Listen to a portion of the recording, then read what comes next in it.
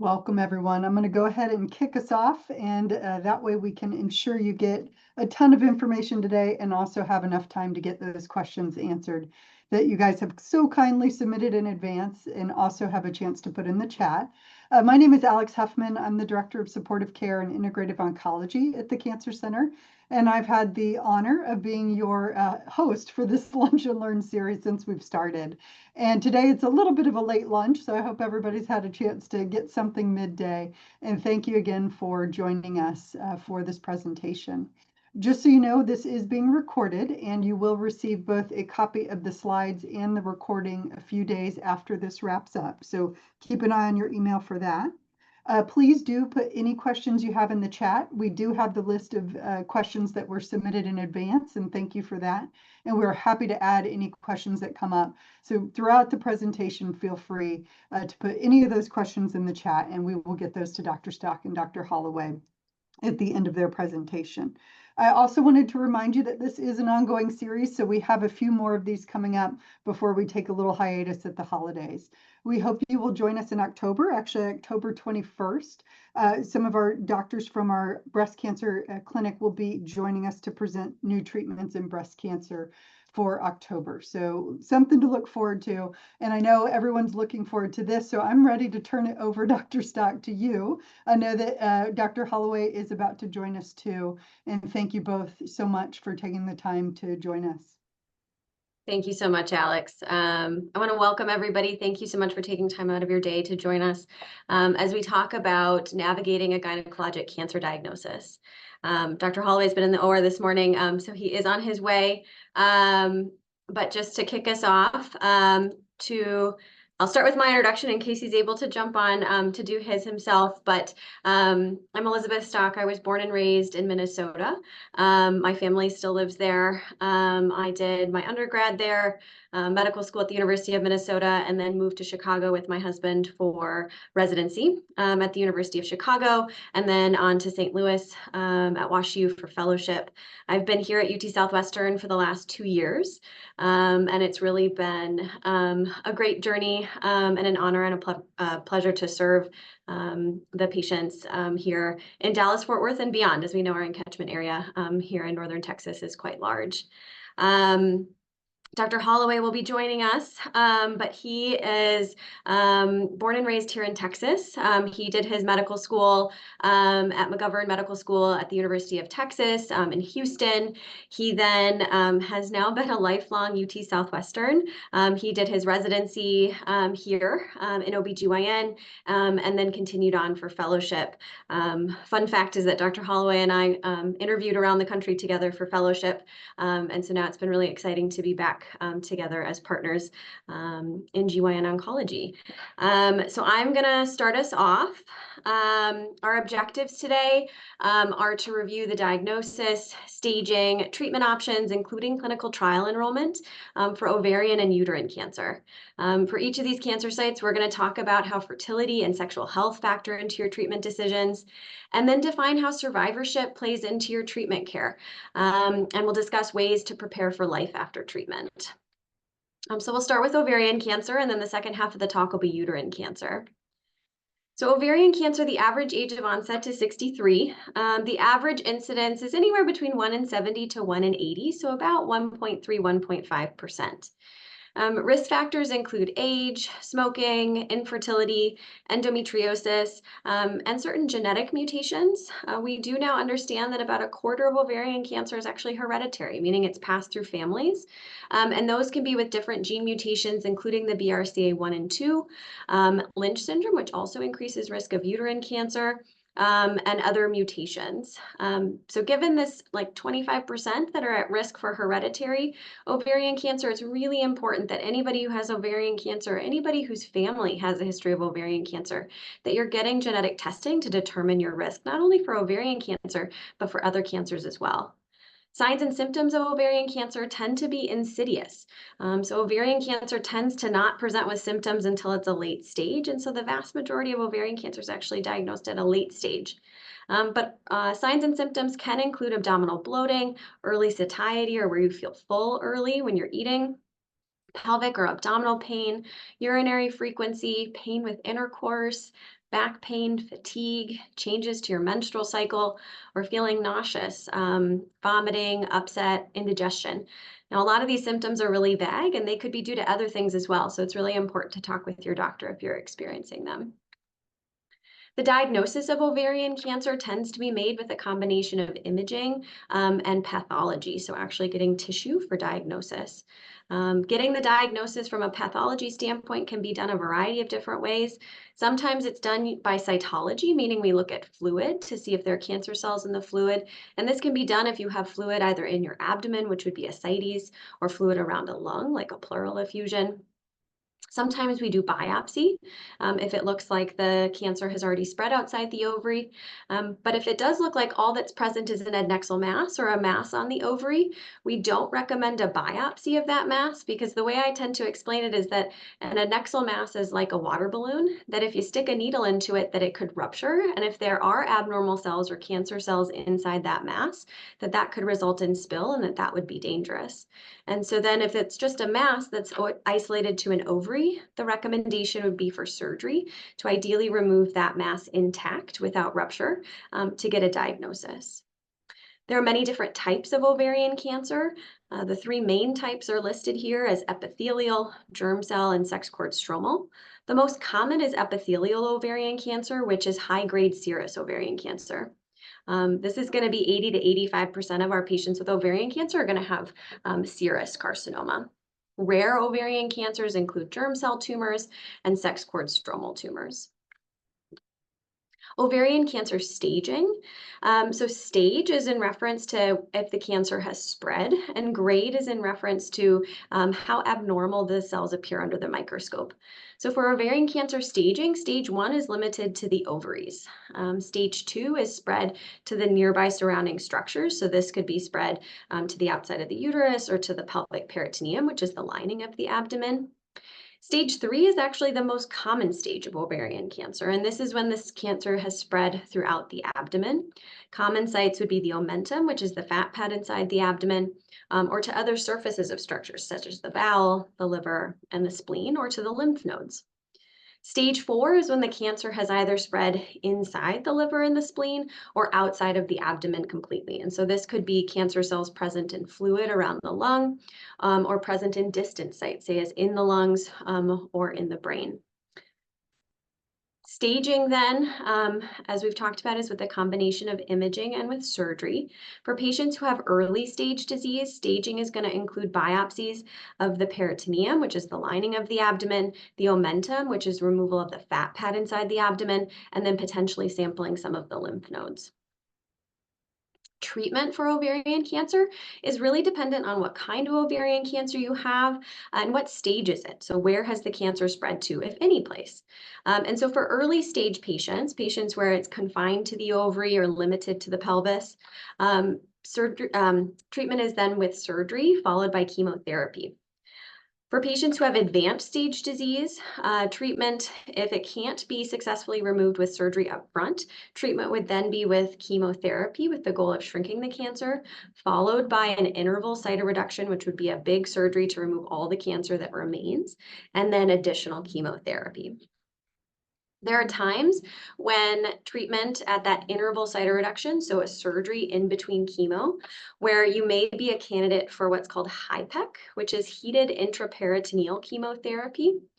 This is really new technology. It is something that we're actively doing here at UT Southwestern, and for the appropriately selected patient, it may provide improved survival. HIPEC or heated intraperitoneal chemo is where you actually get chemotherapy put into the abdomen at the time of your big surgery. Shown here on the picture on the right are what those catheters look like as the chemo is brought into the abdomen and as the chemo is brought out of the abdomen. This takes about 90 minutes in the operating room, and like I said, has some data that shows that there may be a survival benefit for the appropriately selected patient. As we also talk about treatment for ovarian cancer, it's really important to talk about the genetics of the tumor. We have learned so much in the last 15 to 20 years about how the genetics of the cancer not only are the risk factor for why you got the cancer, but may also provide targeted treatment opportunities for you as a part of your treatment. And so as a part of this discussion, it's important to define somatic genetic testing, which is the testing on the tumor, versus germline genetic testing, which is when we test every cell in the body. And it's the germline genetics that puts your family members at risk, and that's the hereditary cancer. And so we tend to test both of these to determine whether you may have options from a targeted treatment standpoint. And so depending on what this genetic testing comes back showing, you might be a candidate for maintenance treatment, which is treatment after you finish your first chemotherapy, either with a pill or an infusion or both, to help reduce the risk that your cancer comes back in the future. Now, for a lot of our patients, particularly if they're diagnosed at an advanced stage, they are at elevated risk of having their cancer come back in the future. And so if your cancer does come back at recurrence, treatment is really going to be based on you and where the cancer has come back. What treatment have you had in the past? What are your other medical comorbidities? And your treatment may involve a combination of surgery, chemotherapy, potential for targeted treatment, again, based on the genetics of the tumor. And then in some cases, patients may benefit from either immunotherapy, radiation, or hormone therapy. And as we talk about wanting to make sure that we're using the latest, cutting edge treatment options, this is where a discussion of clinical trial enrollment comes into play. So as an NCI designated cancer center, we have a number of clinical trials available to our patients. Clinical trial enrollment is always recommended when a study is available that you meet criteria for. Clinical trials are the way that we advance the field, and they provide benefits to you as the patient because they give you access to the most cutting edge technology and treatment options. These can include options to de-escalate treatment. A good example of this would be the first one listed here, GY036. This is de-escalating maintenance treatment from 2 years, looking at whether 1 year is sufficient. There are also studies looking at de-escalating chemo, maybe not giving chemo. An example of this is the AGCT 1531 study that's looking at this in patients with germ cell tumors. And then for patients who have recurrent cancer, clinical trials give you access to the latest treatment options. And so this can include a list that are included here. This is what we currently have open for ovarian cancer. And Dr. Holloway is going to talk about what the options would be in uterine cancer as well. And so at this point, I'm going to give it over to Dr. Holloway for a discussion of fertility considerations in ovarian cancer, sexual health, and survivorship.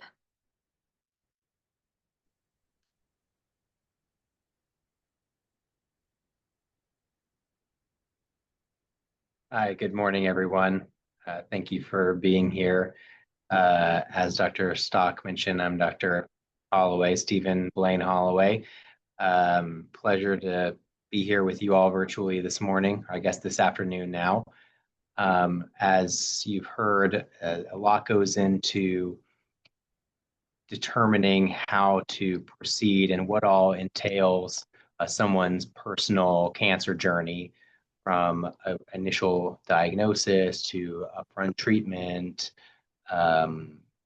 Fertility considerations is something that we can discuss, and survivorship and some other things that we need to know and think about in the post-initial treatment period. So for ovarian cancer, fertility considerations is a little bit trickier. As you can imagine, fertility primarily is derived from the ovaries. The oocytes, or the eggs, are contained within the ovaries. If the cancer is arising from the ovaries, there's potentially some limitations. I tried to break this out into two main groups. There's the so-called traditional epithelial ovarian cancer, which is what people think of when they hear ovarian cancer. This is high-grade serous, but also includes low-grade serous, clear cell, endometrioid carcinosarcoma, and some other rarer cell types. This is kind of broken down into two groups.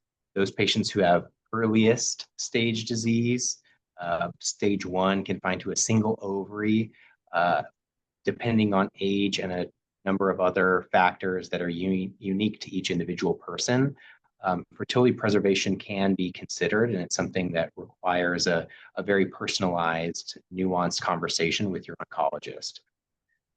This could entail traditional fertility preservation, which would be conserving the ovary and or the uterus, or more advanced techniques like ovarian stimulation and egg harvesting and cryopreservation, which is done in combination with REI or oncofertility specialist.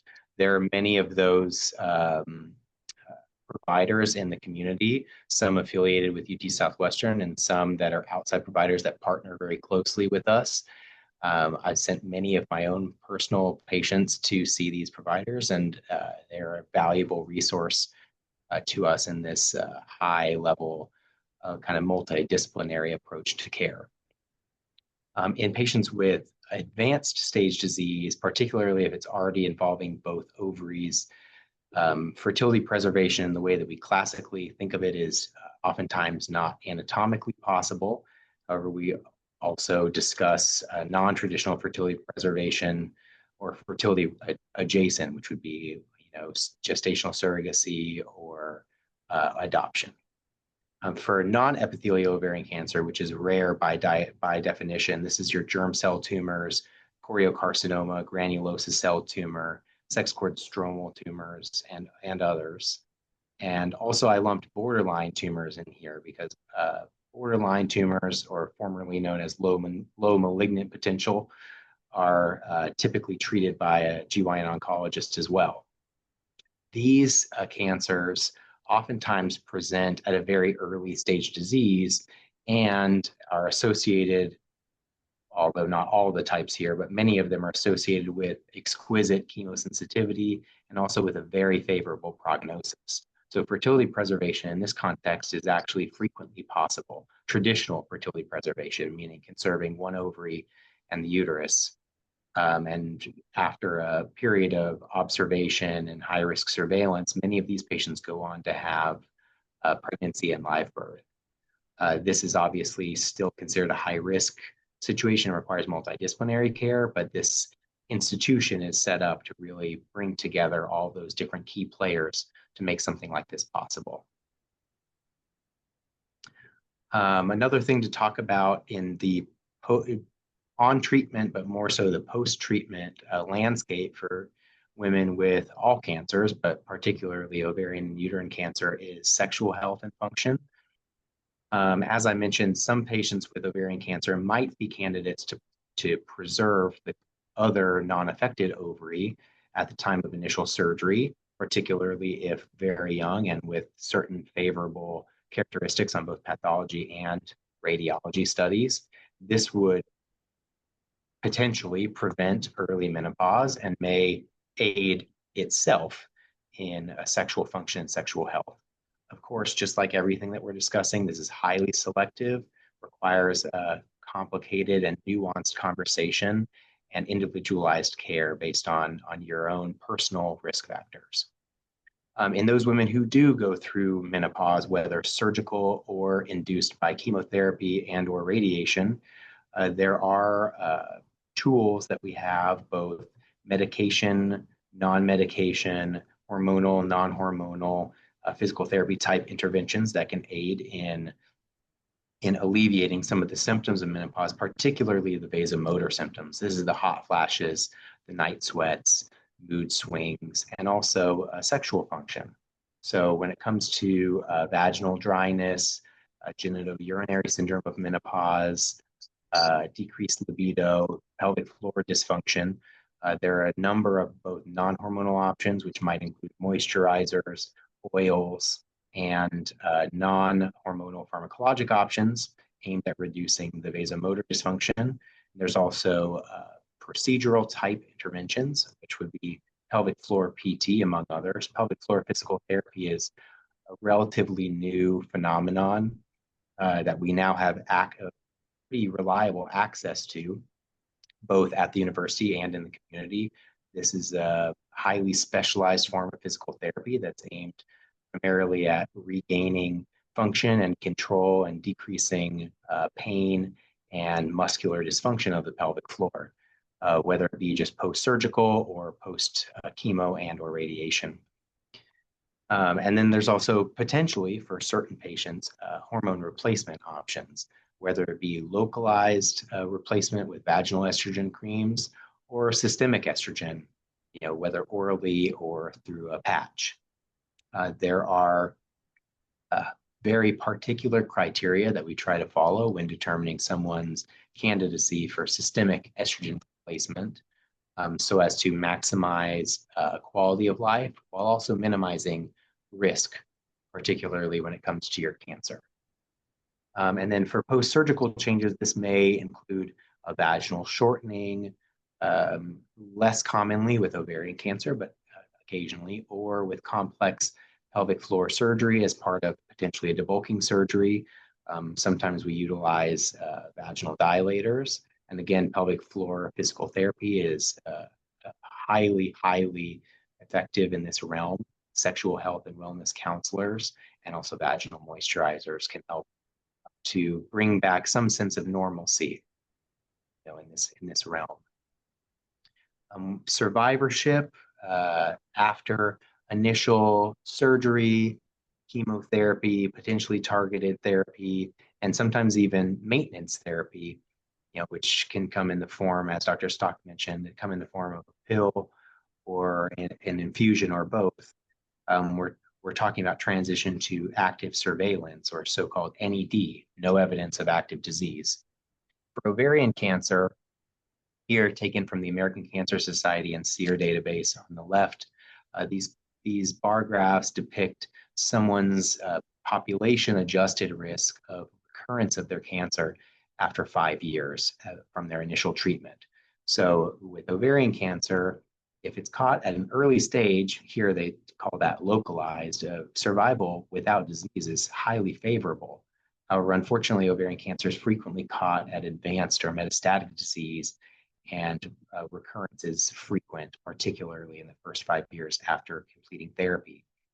And so in this context, we kind of derive consensus guidelines for how someone might be monitored and surveilled for early detection, potentially, of cancer recurrence to maximize effectiveness of treatments and potential for survival. So these tables are somewhat busy, but the take-home point is that examinations frequently, typically every 3 months for at least the first 2 years, and this typically also includes blood testing, which might include a CA-125 or other tumor markers in the blood. Occasionally, nowadays, we're also considering integrating tumor DNA testing, which is a blood test. If that's something that you're interested in, or a family member or loved one, of course, that's something that can be discussed with your oncologist. And then imaging, typically with CT scans. Signs and symptoms associated with recurrence, these are not necessarily unique to ovarian cancer. I listed all of the gynecologic cancers here at the bottom just for reference. But for the same reason that ovarian cancer is typically caught at advanced or metastatic stage, so too is the recurrence sometimes smoldering. Symptoms are vague and nonspecific: abdominal pain, distension, maybe bloating, nausea, change in bowel habits. So any changes, whether they seem big or small to you, feel free, please. We want to hear about this. We want to know about this so that we can perform the appropriate workup. Goals for us. This is a photo from our team at the NOCC, National Ovarian Cancer Coalition walk, which was just this past weekend. We have physicians, advanced practice providers, APPs, NPs, PAs. We also have the clinic nurses and staff here supporting our patients. Our goals is multifactorial. Of course, we want to monitor for cancer recurrence, but also we want to maximize quality of life. In this period of time where you don't have active disease, you're not on active treatment, really a major focus of these visits is to ensure that we're doing everything possible to care for your toxicity and any lingering side effects that might be present from chemotherapy, for example, or post-surgical changes, or side effects from the maintenance medication that you might be taking.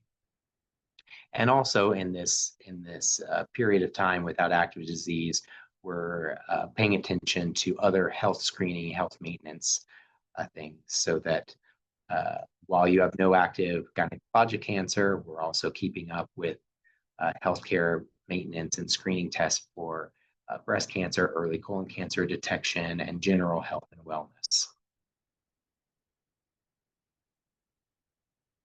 All right, changing gears a little bit to talk about uterine cancer, another major player in our clinics. This is the most common gynecologic cancer diagnosed in developed countries, including the United States. Average age of diagnosis about 63 years old, and this has remained steady for some time now. However, in the last decade or so, frequency of diagnosis in young patients, even as young as in their 20s or 30s, is increasing substantially. And this is leading to us addressing this disease and diagnosis in kind of two main and divergent ways.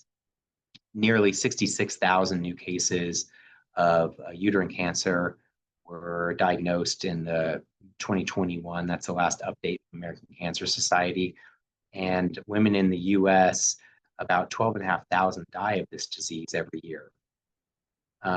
This equates to about 2.5% lifetime risk, or 1 in 38 approximately, for developing uterine cancer. And there are just healthcare disparities here, with a slightly higher incidence in Caucasian, but also very prevalent in African Americans as well.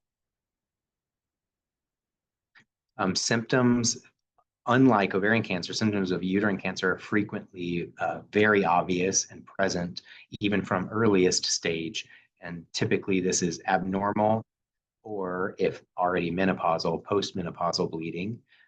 This should prompt, certainly this should prompt referral for pelvic exam, potentially imaging and endometrial biopsy to rule out pathology.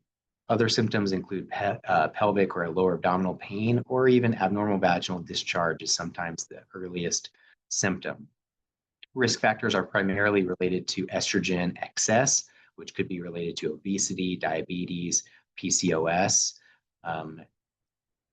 or environmental factors, smoking, toxin exposure, or genetics. Lynch syndrome, which is most often associated with colorectal cancer, is also an independent risk factor for endometrial cancer, and sometimes is a woman's initial method of making the diagnosis of this germline genetic condition. As I mentioned, diagnosis typically relies on in-office or a biopsy under anesthesia, or primary surgery.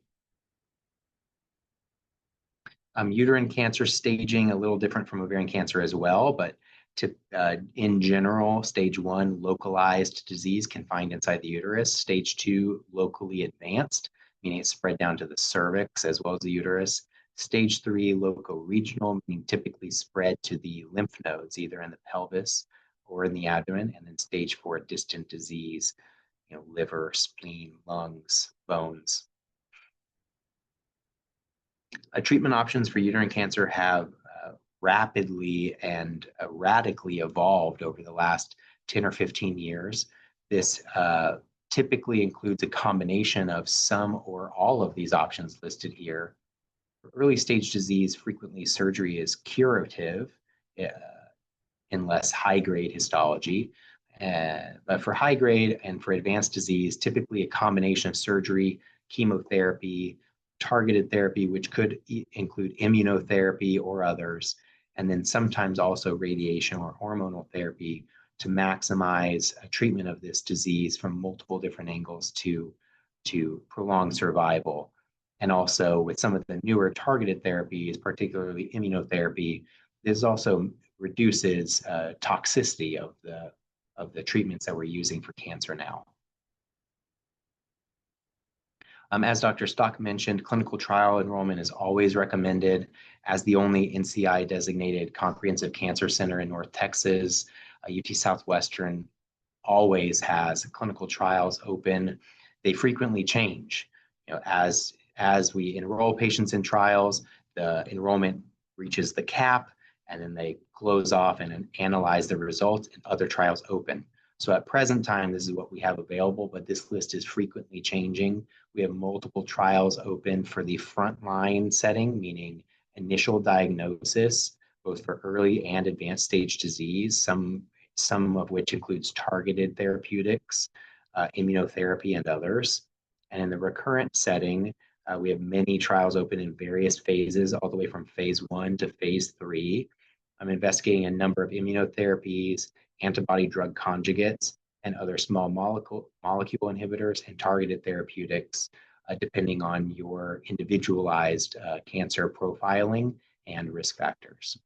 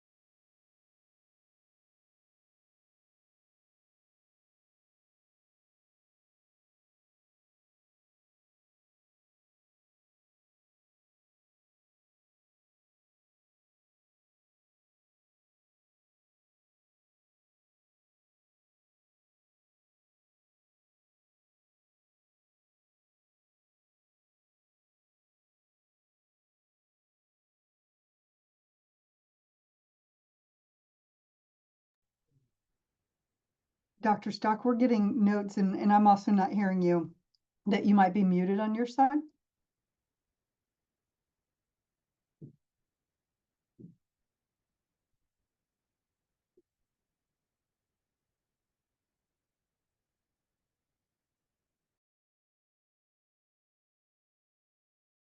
No? Okay. And you still see the correct screen? Perfect. Okay.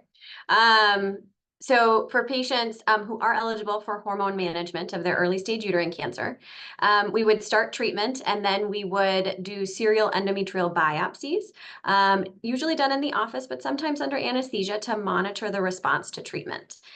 In general, response to hormone management of early stage uterine cancer on average takes about 9 months. And in general, if you're going to respond, it's going to be within 15 months of starting treatment. Success rates, meaning how well are we able to clear the cancer, happens in about 40 to 90% of patients. This is dependent on which study you're looking at and whether you're looking at either single agent progesterone or if you're looking at both the oral and the IUD together. Recurrence rates, though, are unfortunately pretty high as 30%. In general, this is because uterine cancer, particularly in young patients, the risk factor tends to be anovulation, so meaning they don't have regular cycles, and patients tend to have excess estrogen, oftentimes which is made in the fat cells, and that excess estrogen stimulates the uterine lining and therefore puts you at risk of uterine cancer. So if those risk factors, so either with obesity or irregular periods, if those risk factors that have led to the uterine cancer aren't addressed, the risk of it coming back if you come off treatment are high. So it's really important for these patients to have continued surveillance with endometrial biopsies even after the cancer has cleared, and to be established with an oncofertility specialist or an REI to really maximize your chance at pregnancy, because oftentimes patients who are at risk for uterine cancer are also the ones who have trouble with infertility. For patients who have advanced stage disease, preserving the uterus is usually not possible, but alternative methods for fertility that Dr. Holloway mentioned, either with gestational carriers or adoption, may be things that can be discussed with an infertility specialist. As we think about sexual health for our patients with endometrial cancer, this is going to look different for each patient depending on what stage your cancer is and how it was treated. So for patients with early stage cancer and age less than 45, we do have data that says that you may be a candidate and that it may be safe to keep your ovaries at the time of your hysterectomy. So if you've completed childbearing and you're going down the hysterectomy route to treat your early stage uterine cancer, you may be a candidate to preserve the ovaries so that you maintain your normal hormone function, and that the data would tell us that that's a safe option for young patients. This decision always needs to be individualized and should definitely be discussed with your treating GYN oncologist. For patients who have been put into menopause either surgically because of their hysterectomy or from treatment, either with chemotherapy or radiation, then menopause management is similar to what Dr. Holloway discussed for ovarian cancer. Typically, we think about non-hormonal options with vaginal moisturizers, vitamin E oil, coconut oil, and then the non-hormonal pharmacologic options that Dr. Holloway already discussed. These are usually medications that are used to treat anxiety, depression, but are given in very low doses to help with the vasomotor symptoms or the hot flashes, night sweats associated with menopause. Veoza is also a new medication that's been recently approved that does have pretty good outcomes, and so it's something to discuss with your doctor whether you'd be a candidate for that. Other management of menopause symptoms, including the vaginal dryness, pain with intercourse, can be addressed with pelvic floor PT. Depending on, again, what kind of uterine cancer, the stage of your cancer, hormone options may be an option. This can be local with vaginal estrogen or with systemic estrogen, either patch or pill. The Society of Gynecologic Oncology has guidelines that say that it may be acceptable to do hormone replacement for somebody with an early stage uterine cancer. But in general, most of uterine cancers are estrogen sensitive. And so this is a very nuanced discussion that you should have about risks and benefits of hormone replacement with your GYN oncologist. For patients who've had radiation, we can see sexual health changes with radiation. This can include vaginal narrowing, vaginal dryness, and so to help prevent the narrowing and scarring in the vagina, vaginal dilator use is usually recommended. Pelvic floor PT, as well as sexual health counselors and vaginal moisturizers can be really helpful. But really, to manage the radiation side effects, this is multidisciplinary and should be a conversation between both your GYN oncologist as well as your radiation oncologist. As we think about survivorship, so the transition, after you've completed your active treatment, survivorship is really important in uterine cancer, particularly because the vast majority of patients with uterine cancer are going to be diagnosed early stage. And so looking at the American Cancer Society data, this is a very similar graph to what Dr. Holloway showed you, but this is showing that patients with early stage uterine cancer, the 5-year survival is as high as 95%. So that's very excellent. For patients, for that minority of patients who are diagnosed with an advanced stage uterine cancer, survival is low, but we have new treatment options that are coming out all the time with our hope that we're going to move the needle from a 5-year survival standpoint. As we talk about survivorship, we do want to make sure that we are actively surveilling for cancer. We want to, if your cancer does come back, we want to catch it early. And for uterine cancer, the most common spot for it to come back is actually at the top of the vagina. And this is an area that can be evaluated and seen in a pelvic exam. So doing regular office exams, including a pelvic exam, is really important for uterine cancer surveillance. In general, the Society of Gynecologic Oncology recommends that surveillance exams are done anywhere from every 3 to 6 months, depending on what kind of uterine cancer you have and what stage it was at diagnosis. The table listed on the bottom here is the same one that Dr. Holloway walked you through for ovarian cancer. The signs of recurrence for a uterine cancer would include vaginal bleeding. Could include abdominal or pelvic pain, cough, fatigue, abdominal distension. Again, as Dr. Holloway mentioned, kind of even if you have vague symptoms, they're really important for us to know about. And I tell my patients that if there's anything that's new or different that lasts for more than a week, I want to know about it.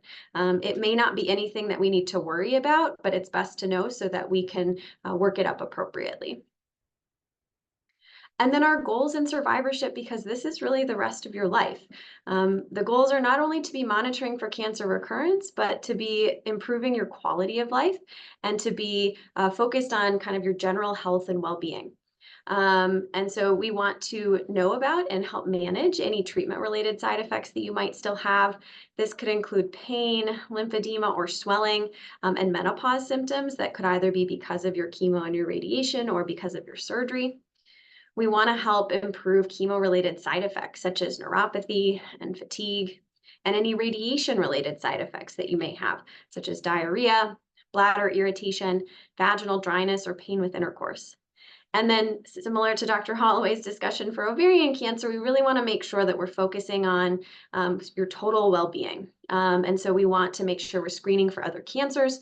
This would include mammogram, colon cancer screening, that we're preventing other cancers. This is going to be with smoking cessation, weight loss, super important, diet, exercise. We want to be screening for osteoporosis. This is going to be super important for patients who've maybe gone through menopause a little bit early as a result of their cancer treatment. We want to make sure that we're screening for that and optimizing your bone health. And then particularly for uterine cancer, because a lot of our uterine cancer patients actually don't die from cancer recurrence, they end up dying of heart disease. So it's really important that we are screening for and managing diabetes, heart disease, chronic medical problems is really critical. We want to take care of you, your total body health.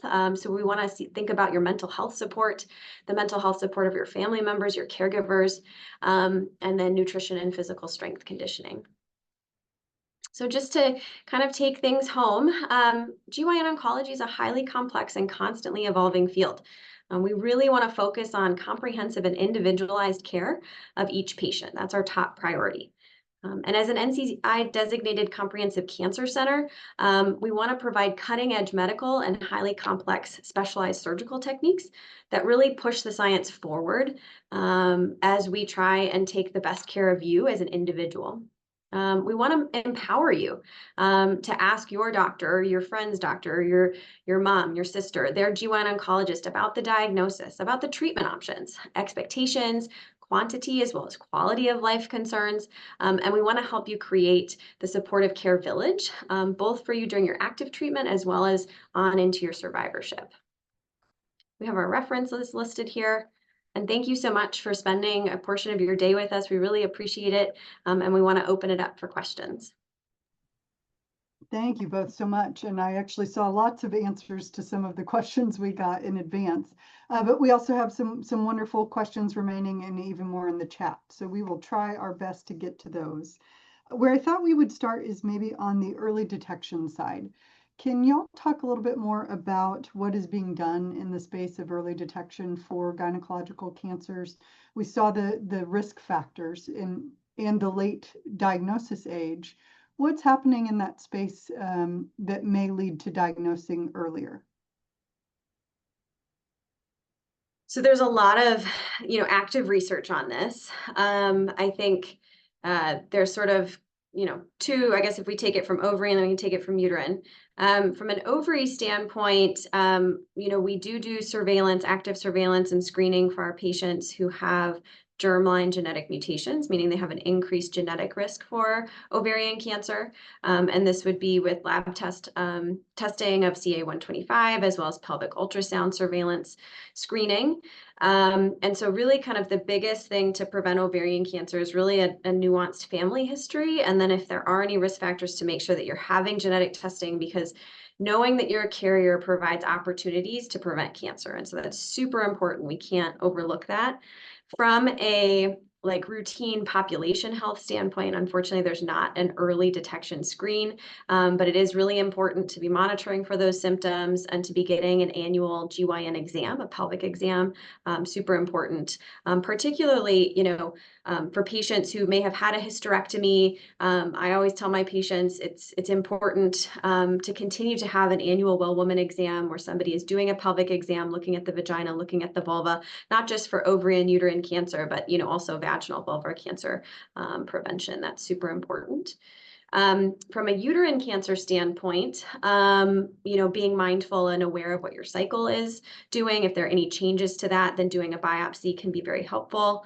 And then again, if you have a family history that increases your risk of uterine cancer, say if you have a family history of colon or ovarian cancer, then those would be reasons that you may qualify for enhanced screening for early detection.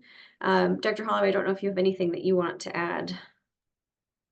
Yeah, I completely agree. I want to make two plugs here because I think that knowledge is such a huge, huge part of this awareness that things like today's Lunch and Learn, today's webinar is also a big part of early detection, that people in the community know that certain symptoms are not just a normal part of aging, that postmenopausal bleeding should be evaluated promptly, and then the other plug that I'll mention is that while that is absolutely true, that from a population perspective, screening for ovarian cancer is still just not there. There's a lot of high impact, multiple clinical trials happening across the country and internationally to try to work on this. But for those that do have a family history or do have a known germline condition, BRCA, BRIP, RAD51, ATM, CHEK2, and others, there is, I'll put a plug in for the Comprehensive Cancer Genetics Program here at UT Southwestern, which is not just gynecologic oncology, but also breast, colorectal, pancreas, GI, dermatology. It's really a fantastic, comprehensive medical home for those patients at highest risk. Great, thank you. Lots of questions about comorbidities. So one of the questions in the chat is, how are the risk factors for uterine and ovarian cancer associated with risk factors for comorbidities? Yeah, I think those kind of go hand in hand. This is like a chicken or the egg type question, where the truth is it's probably simultaneously chicken and egg.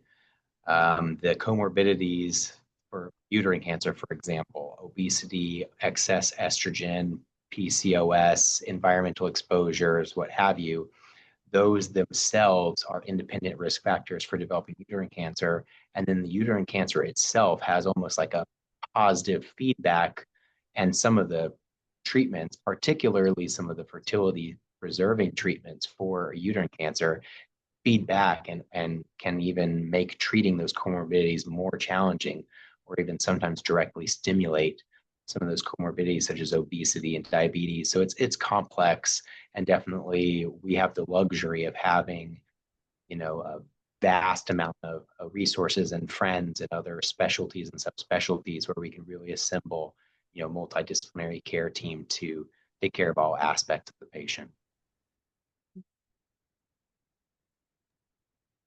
Okay, next question is on targeted therapies. Can you describe how those work? And you mentioned how they come up in treatment plans, but what determines or who gets a targeted therapy? That's a great question. And it really depends, because we have so many new treatments now that weren't even available, 2 years ago. And so targeted treatment options, there are, so let's take ovary, for instance. Targeted treatment options, if you carry a genetic signature that says that you would benefit from these, would include PARP inhibitors, like olaparib, bevacizumab, which is a blood vessel, a VEGF inhibitor. Those are two targeted treatment options that we use in the upfront maintenance setting, so treatment after initial chemo. In the recurrent setting, we have targeted treatment options that target different either receptors or genetic alterations on the cancer cell. This would include mirvetuximab, which is a brand new antibody drug conjugate, or trastuzumab deruxtecan, another antibody drug conjugate. These are really big words, but essentially new targeted treatment options that carry chemo directly to the cancer cell, as opposed to kind of just blanket chemo that treats every cell in your body. And so we're trying to get smarter with our cancer treatment delivery. And this is, those are the FDA approved options. We have other targeted options that are available in our clinical trials that will hopefully, if things are promising in the clinical trials, will then gain FDA approval as well.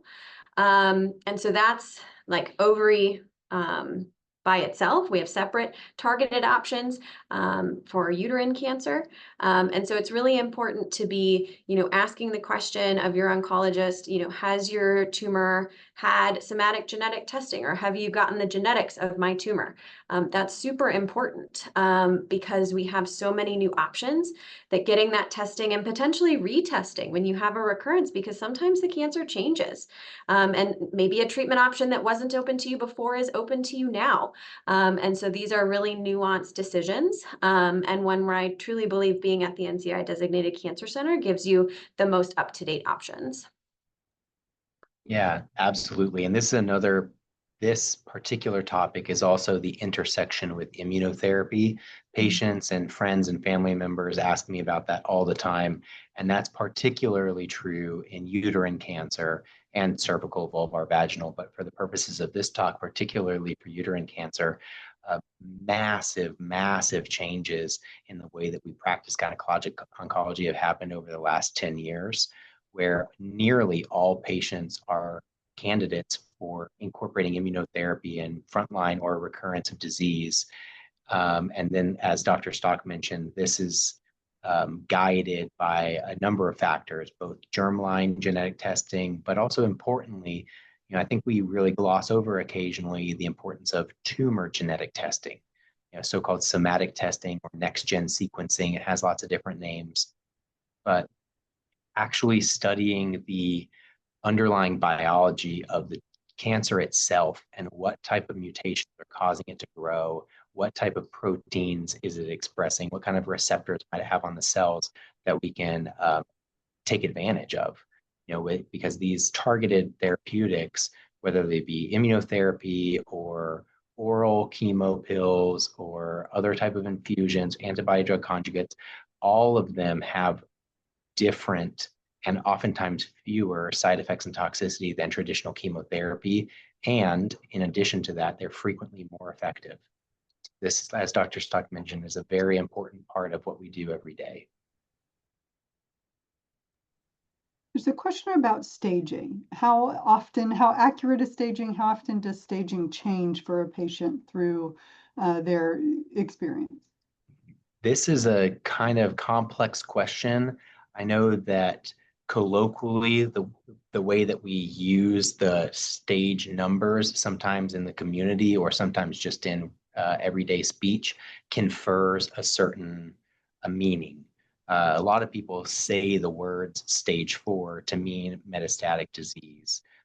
And so sometimes there's some confusion or some miscommunication or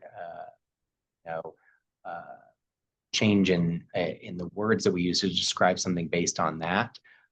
Typically, someone's cancer stage is assigned from the initial diagnosis, and then the words we use to describe the cancer evolve over time. You may start hearing us call it recurrent, or progressive, or sensitive, or resistant, but we tend to not change the stage number over time. That being said, there are occasionally women who undergo surgery or CT scans or PET scans or what have you that give a presumed stage, and then it is found out later that the stage was actually more advanced than initially thought. And really, this just underscores the importance for gynecologic cancer of really seeing a gynecologic oncologist, because some of this disease out in the community is still being treated by general surgeons or OBGYN. So having a gynecologic oncologist is very important. And the thoroughness of the initial assessment and evaluation can help to avoid some of these missed diagnoses or underdiagnoses. Okay, lots of questions coming in. Next one's on HIPEC, which I know is fairly new and really interesting. Who's getting HIPEC? How often are folks getting it? What are the pros and cons between HIPEC and regular chemo?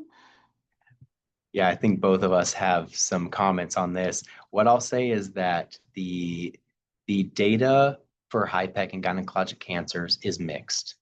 So this is another realm where individualization, personalization of care is really the key, because there are some patients who definitely derive substantial survival benefit from the procedure and others that may or may not. So it's not necessarily a one size fits all. It's not necessarily an integral part of everyone's plan. That being said, UT Southwestern has become a HIPEC center and it's really substantially increased our numbers of these procedures. This past year for all comers is not just gynecologic cancer, but for others, including colorectal with peritoneal carcinomatosis, appendiceal, hepatic, and others. The IPEC multidisciplinary surgical team performed 70 procedures. That's more than one per week, which for reference, a high volume center is considered 5 per year. So we are certainly doing it. We have a well-oiled machine here and have the capabilities, the staffing, the personnel, and the complex surgeons that it really takes to be able to deliver such a treatment. Mm-hmm. I know we're short on time, so I have to get in this question about supportive care. So there's a question about support groups, psychosocial support. What do we recommend? What's available? And I can speak to a little bit of what we have at the Cancer Center, but what are you hearing most from your patients and where are you directing them? So I tend to direct patients. The Foundation for Women's Cancer is a committee that I sit on for patient education. So there are groups on a national level. There are ways for patients to get involved if they want to be involved in advocacy. From like a support standpoint, there are local groups. There are ways, within the Cancer Center for our cancer counselors to support patients. That's a great resource so that patients have support that's not just, friends and family. So that's a common member of my multidisciplinary team, and I think a definite benefit of our Cancer Center. We have our social workers. I have, for some of the rare tumor types, I have reached out to colleagues across the country to connect patients to support groups that are specific to their cancer, type. So granulosa cell tumors, for instance, like their journey with their cancer is going to be different than somebody who has, say, a high-grade serous. And so, to the best of our ability, we try and get people connected to a group as close to their peers as we can. Right, thank you. And to echo your plug for our social workers are a great initial point of contact to get to all those other levels of support. They do specialize in disease orientation and also are very knowledgeable of all kinds of resources. And we are very fortunate at the Cancer Center to have additional psychosocial support like our yoga classes, our chaplains who offer spiritual support and meditation classes. We have a wonderful art class. So going back to those slides about quality of life and taking care of that whole person, those are additional resources we'd recommend. I think we have time for one more question on advancing research and maybe just knowledge of peri and post menopause, the challenges that are happening there for maybe the well in total population, also post treatment. Lots of questions about educating family practitioners on estrogen and what's safe after cancer. Mm-hmm. Yeah, we are, it's actually one of our active quality improvement projects in our division, is talking about and finding ways to improve education and synthesize the literature, because there's a lot of mixed messages about what is safe and what is not safe from a hormone replacement standpoint after you've had a diagnosis of cancer, particularly an estrogen sensitive cancer. And so that's a quality improvement project that we're actively working on. But I do think that education is critical, and being, established with a care team, say UT Southwestern, where we can take care of, that entirety. I have people that I send to for specific, if it's really challenging menopausal issues, we have resources and people who are experts in this. Yeah, this is, as Dr. Stock said, this is a huge, huge area of interest, not just in gynecologic oncology, but across medicine in general. Menopausal treatment was essentially shelved for decades because of certain results of certain clinical trials.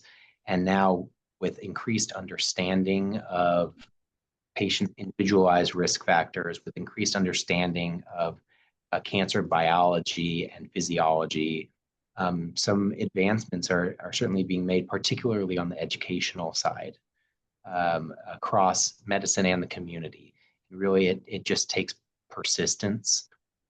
There are a lot of voices, both in the lay media, social media, on national committees and panels that dedicate their time and lives to putting the word out and dispelling some misinformation that's out there. What I'll say is, if you have a question, any one of us in our division and department, but really across the community, is more than happy to engage in a discussion. And by and large, if we don't know the answer to a question, we'll look and we'll find out for you.